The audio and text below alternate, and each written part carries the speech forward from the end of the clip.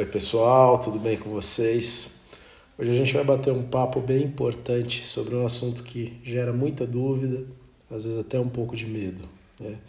Nós vamos falar hoje sobre o uso dos antidepressivos, mais especificamente aí os inibidores seletivos de recaptação de serotonina, né? Por exemplo, fluoxetina, sertralina, citalopram, escitalopram, durante a gravidez.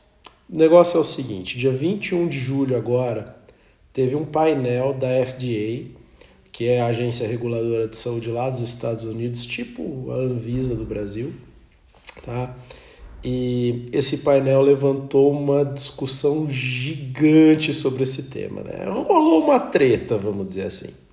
Então, esse painel da FDA, ele criticou bastante o uso dessas medicações na gestação. E o painel ele acabou focando muito mais nos riscos de você tomar o antidepressivo durante a gravidez, só que meio que deixando de lado ou minimizando um detalhe que é fundamental, que são os perigos de você não tratar a depressão nessa mãe. E isso é uma questão bem séria. Então, olha só algumas das declarações que os integrantes desse painel fizeram, né? O moderador, que é o Marty Makary, que é um médico, que é comissário do FDA, ele abriu a conferência com a seguinte declaração, abre aspas: nós estamos perdendo a batalha maior pela saúde mental nos Estados Unidos. Quanto mais antidepressivos nós estamos prescrevendo, mais depressão aparece. Fecha aspas.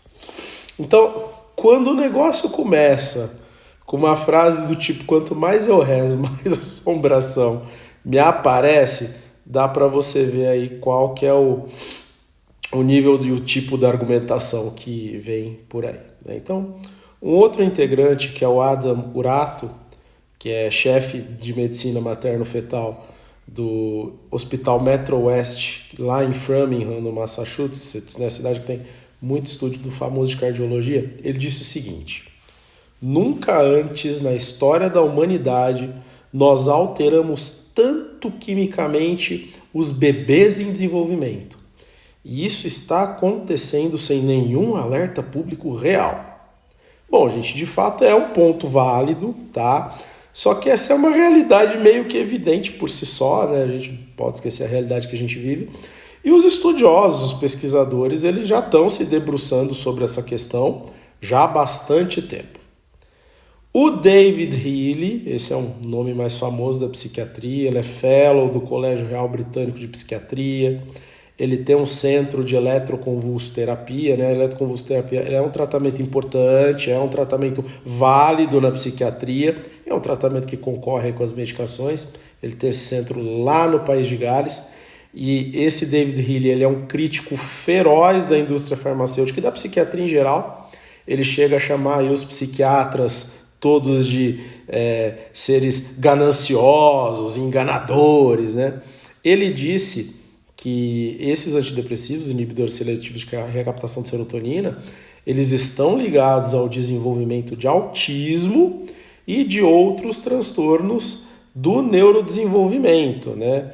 E para justificar essa afirmação, ele cita um estudo dele mesmo, de 2016, e em ciência, né, um estudo de 9 anos, ele já é um estudo um pouco antigo, já faz um certo tempo, né? E outros estudos que ele não especificou em modelos animais, tá? Então, daqui a pouquinho eu vou falar um pouco mais sobre qual que é o conhecimento científico atual sobre esse ponto que o Dr. Healy levantou. E, por fim, né, o doutor em psicologia Roger McFeeling, que é diretor de um centro de saúde comportamental integrada, e é bastante interessante a escolha de um psicólogo, né, para falar de remédio. Ele chegou a argumentar aí que algumas das experiências emocionais das mulheres e gestantes estão sendo patologizadas, descrevendo essas experiências como se fossem presentes para as mães, ou dons das mães, e não como sintomas de um adoecimento mental. A resposta ela veio forte e ela veio rápida. Então, várias organizações importantes por exemplo, a Associação Americana de Psiquiatria e o Colégio Americano de Ginecologistas e Obstetras, eles criticaram muito esse parecer desse painel da FDA, porque justamente faltou um olhar mais completo e menos enviesado por parte, né, dos médicos e demais compositores desse painel. Para vocês terem uma ideia, a maioria desses especialistas que participaram do painel, eles não eram psiquiatras reprodutivos, ou seja, né, eles não são médicos que lidam especificamente com a saúde mental das mulheres em geral ou com a saúde mental da gestante, tá? E vários desses componentes, essas pessoas, eles são críticos muito conhecidos do uso de medicações psiquiátricas em qualquer situação, né? O Dr. David Healy aí é o exemplo maior, né? E eles acabam adotando a mesma postura das pessoas que defendem um movimento que existe chamado de antipsiquiatria, e a antipsiquiatria ela questiona e ela se opõe aos diagnósticos e tratamentos bem consagrados da psiquiatria, né? Só uma dos participantes, dentre os 10 participantes desse fórum, atende diretamente gestantes com depressão, e ela foi a única pessoa a fazer um contraponto à visão dos demais. Ela foi o gol do Oscar aí nesse 9-1 desse painel. É a doutora Kay Russos Ross. Ela é psiquiatra, ela é diretora do programa de transtornos de humor perinatais da Universidade da Flórida. E ela declarou o seguinte, abre aspas, nem toda mulher vai precisar de um antidepressivo, mas para aquelas que precisam, ele muda as vidas delas. E isso salva vidas. Fecha aspas. Enfim, a própria composição desse painel fez com que a conversa ficasse meio que desequilibrada, tá? Enfim, a gente sabe que usar remédio psiquiátrico na gravidez é um tema que divide opiniões, é um tema um tanto polêmico, tá? Já há bastante tempo essa polêmica existe. Só que a verdade é que cada vez mais a gente tem estudos que apresentam dados que mostram que muitos desses medicamentos eles são seguros para a gestação, tá? Apesar da gente, né, da medicina saber que estudo científico é uma evidência muito mais forte do que as meras opiniões dos especialistas, isso inclui a minha opinião também, né? Essas opiniões elas são o que acaba chegando ao público em geral e chamando a atenção da pessoa, e é por isso que sempre quando a gente vai emitir uma opinião, a gente tem que fazer isso de uma forma responsável, né? O problema acontece quando essa discussão justamente ela não é feita da forma completa e isso acaba assustando as pessoas, né? O Dr. Stephen J. Fleischman, né, presidente do Colégio Americano de Ginecologistas e Obstetras, ele foi muito feliz na manifestação dele, se manifestou de forma contrária ao posicionamento, né, desse painel do FDA e, né, ele deu a seguinte declaração a respeito, abre aspas, para pessoas grávidas que precisam dos inibidores seletivos de recaptação de serotonina, eles são transformadores e salvadores. As condições de saúde mental já são a causa mais frequente de morte relacionada à gravidez. Infelizmente, as muitas alegações absurdas e infundadas feitas pelos painelistas em relação aos inibidores seletivos de recaptação de serotonina apenas servirão para incitar o medo e fazer com que os pacientes cheguem a conclusões falsas que poderiam impedi-los de obter o tratamento que precisam. Fecha aspas. Então, gente, os transtornos de humor e de ansiedade, eles são bastante comuns entre as mulheres, tá? E para muitas delas, né, chega uma hora que só a terapia ou, né, só outras intervenções sem remédio, elas não são suficientes para conseguir a melhora, especialmente em casos aí de depressão mais grave, de depressão recorrente, né, que é aquela que fica voltando, volta e meia ela reaparece. Nessas situações, o remédio ele se torna absolutamente essencial para garantir o bem-estar da mãe e, consequentemente, o bem-estar do bebê. E esse é o ponto-chave, tá? Não existe nenhum medicamento totalmente sem risco, tá? Só que a gente precisa entender, por um outro lado também, que não tratar a depressão, a doença mental da mãe, tem riscos enormes também. Então, para vocês terem uma noção, uma depressão não tratada, ela pode levar a um pré-natal inadequado, se a mãe não conseguir frequentar o pré-natal certinho, aumento de chance de uso de drogas pela mãe, isso vai prejudicar o bebê também, chances maiores de parto prematuro, né? Bebês com baixo peso ao nascer, dificuldade na criação do vínculo entre a mãe e o bebê e até mesmo aí a evolução para uma depressão pós-parto mais grave, né? A presença de automutilação e, em casos extremos, né, até a mãe retirar sua própria vida, né? E sim, né, o autoextermínio, né, a tirada da própria vida ainda é uma das principais causas de morte no período aí perinatal, né, entre um pouquinho antes do nascimento até depois. Outra coisa que a gente precisa falar é que a depressão na gravidez ela pode mexer até com a arquitetura do cérebro do feto, do bebê. Então tem pesquisas mostrando alterações nas regiões do cérebro dos bebês que lidam com estresse e que deixam, né, esse ser aí no futuro mais vulnerável a transtornos de humor. E tem mais.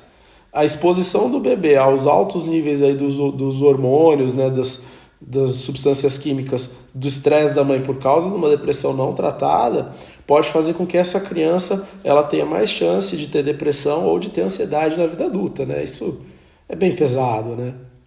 Então vamos falar um pouco dos antidepressivos. Muita gente tem medo, né, desses inibidores seletivos de recaptação de serotonina, que são os antidepressivos mais usados hoje em dia durante a gravidez, né? E a gente tem, claro, né, que tomar os nossos cuidados, né? Existem muitas e muitas pesquisas sobre esse tema, tá? Então, no passado, aí lá para 2016, antes do estudo do Healy, né, alguns estudos eles levantaram aí algumas bandeiras sobre risco de aborto, de malformações ou até de autismo, só que estudos mais recentes, estudos maiores, estudos melhor controlados, né, a gente tem que levar em conta, né, as dificuldades de você estudar gestante e outros fatores de vida da gestante, como a idade, o peso, a situação social e a presença de problemas psiquiátricos antes. Esses estudos melhores, maiores e melhor controlados e mais recentes mostram que esses riscos são mínimos e que muitas vezes o problema era a própria depressão não tratada e não o remédio que está tratando essa depressão em si. Então, é importante entender também que as mulheres que precisam de uma medicação dessa na gravidez, muitas vezes elas já vêm com sintomas psiquiátricos mais sérios de antes. Então você comparar essas mulheres com aquelas que nunca tiveram problema psiquiátrico, pode aí superestimar o risco do medicamento, né? Então a comparação mais justa sempre é entre mulheres com um histórico psiquiátrico parecido, né? Quem trata e quem não trata. E aí tem as questões éticas complicadas em relação a você estudar gestante. Então, por exemplo, vamos falar de algumas situações de aborto espontâneo, né? Então, as meta-análises grandes, né? Meta-análise é um estudo que avalia um conjunto de estudos sobre o tema, é o estudo dos estudos, tá? As meta-análises maiores, elas mostram que quando você ajusta para a gravidade da depressão da mãe, o uso aí dos inibidores seletivos de recaptação da serotonina na gravidez, ele não está ligado ao aumento do risco de aborto, tá? Em relação às malformações congênitas, né, aí os defeitos de nascimento, estudos gigantes nos Estados Unidos e nos 5 países nórdicos, né, Dinamarca, Suécia, Noruega, Finlândia, Islândia, né, eles não encontraram aumento significativo na incidência de malformações em bebês expostos aos inibidores seletivos de recaptação de serotonina na vida intrauterina, né? Sobre o parto prematuro ou baixo peso ao nascer. Alguns estudos até apontam uma associação leve aí entre os antidepressivos e essas condições, só que esses problemas eles também são mais comuns nas mulheres que têm depressão não tratada. Então é muito difícil você separar o que é efeito do remédio e o que é efeito da doença. Falando aí de uma condição mais específica que é a hipertensão pulmonar persistente do recém-nascido, né, HPPRN. Esse é um quadro clínico mais sério, tá? E nesse caso, a exposição aos inibidores seletivos de recaptação de serotonina, especialmente no final da gestação, foi ligada a um risco um pouquinho maior de desaparecer, só que a chance absoluta dessa condição aparecer, né, de base, ela já é muito pequena, ela é cerca de 0,3%, né, são aí mais ou menos 3 bebês em 1000. Tá? Quanto aos problemas do neurodesenvolvimento, então, estudos maiores, estudos de larga escala, não mostraram também um aumento significativo no risco geral de problemas nas crianças expostas, né, aos inibidores seletivos de recaptação de serotonina dentro do útero. Autismo, tá? Que é o tema que preocupa hoje muito, né, os pesquisadores, os médicos e o público em geral, né, voltando lá nas alegações do Dr. Healy, né? Apesar de algumas pesquisas iniciais, né, os estudos mais recentes e bem feitos, eles mostram que o risco observado de autismo provavelmente está ligado à doença da mãe e não ao remédio diretamente, né? Então, ou seja, nesse momento da ciência, nós não temos evidências fortes de que os inibidores seletivos de recaptação da serotonina, eles causem o autismo. E por fim, sobre a questão da má adaptação neonatal, alguns dos bebês que foram expostos aos inibidores seletivos de recaptação de serotonina, eles podem ter uma má adaptação neonatal, apresentando sintomas transitórios, do tipo tremores leves ou uma maior irritabilidade. Isso acontece em cerca de 25 a 30% dos casos. Então isso existe, isso é real, tá? Mas qual que é a notícia boa? Esses sintomas eles são passageiros e não existem evidências de efeitos a longo prazo dessas medicações. E não vamos confundir isso com uma síndrome de abstinência, né, que é o que acontece no caso da descontinuidade dos remédios que causam dependência química e no caso das drogas, tá? Esses são sintomas passageiros causados pelo fato da criança não estar mais tendo contato dentro do útero com a medicação que a mãe toma. Então, gente, no fim das contas, o mais importante é que essa decisão de se usar medicamentos durante a gravidez, ela seja tomada em conjunto, né, da gestante com os seus profissionais de saúde que cuidam dela. Obstetra, psiquiatra, até o psicólogo mesmo, né? Todo mundo precisa sentar e analisar tudo que envolve essa questão. Os benefícios do tratamento, os riscos da medicação, que a ciência aponta que são riscos menores, mas também, e esses são importantes, os riscos de você não tratar uma depressão na gestante. Tem que ser feita uma análise cuidadosa, baseada nas melhores evidências da ciência e também levando em conta as preferências da própria gestante, tá? E nós, como médicos, a gente sempre segue um princípio que se chama primum non nocere, que é primeiro você não fazer o mal. Esse princípio ele é o primeiro e o mais importante da ética médica e, vamos ser sinceros, esse painel do FDA ele não fez uma discussão equilibrada. E isso acaba gerando confusão e coloca as pacientes em risco. As nossas pacientes, elas merecem as informações completas e de melhor qualidade para tomarem as melhores decisões para a saúde delas e também dos seus bebês. É isso, gente. Espero que a gente tenha, né, desfeito um pouco da confusão, um pouco da treta, né? Que tudo tenha ficado mais claro. E, gente, lembra, nada substitui você conversar com o seu médico para ter as informações mais corretas. Então, gente, vocês gostaram desse vídeo? Então, não se esqueçam de se inscrever aqui no canal, clica no joinha, compartilha esse conhecimento para todo mundo que precisa e fiquem ligados na gente para os próximos vídeos. Tchau, tchau.